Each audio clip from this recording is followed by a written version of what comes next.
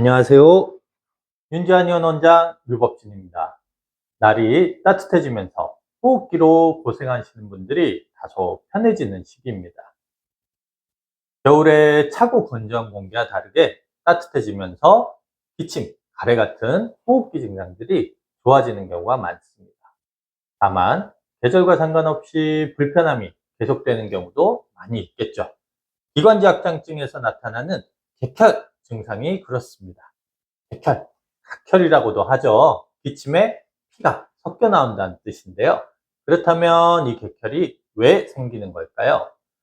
기관지의 구조를 보면 수도에 연결되는 고무 호스 같이 생겼습니다.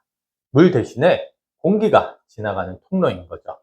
그런데 그 고무 호스를 불로 달구게 되면 늘어나고 녹겠죠. 기관지도 똑같이 염증으로 붓고 헐어서 흉이 지고 하다 보면 늘어나게 되고 그거를 기관지 확장증이라고 합니다. 그러다 보니 혈관도 같이 약해지고 늘어난 곳에 실핏줄 같은 게 많이 생기면서 조금만 건드려도 피가 나오게 됩니다. 그래서 기침을 많이 할 때도, 염증이 심할 때도, 기운이 약해지고 피곤할 때도 피가 나오게 됩니다. 그리고 기침으로 피가 나온다는 건 흔한 경험이 아니기 때문에 사람에 따라 굉장히 스트레스를 받게 됩니다. 하지만 너무 걱정하실 필요는 없습니다.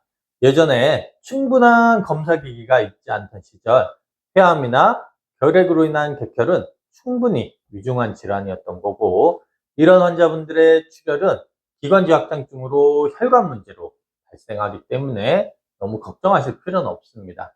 코피랑 비슷하게 보시면 됩니다. 그러면 본원에서 치료 중인 환자분들이 객혈이 발생할 경우 치료 방식은 대체로 이러합니다. 첫 번째, 객혈 환자에게 소통음 처방을 할 경우 혈관 압력이 높아져 혈관벽이 약한 경우 혈관을 튼튼히 하는 방식으로 치료합니다. 코에 압력이 쏠릴 때 코피가 나면 답답한 게 풀리고, 체할 때 따주면서 피를 빼주면 소화기 압력이 줄어들듯이 혈관압을 낮춰 출혈을 줄여줍니다.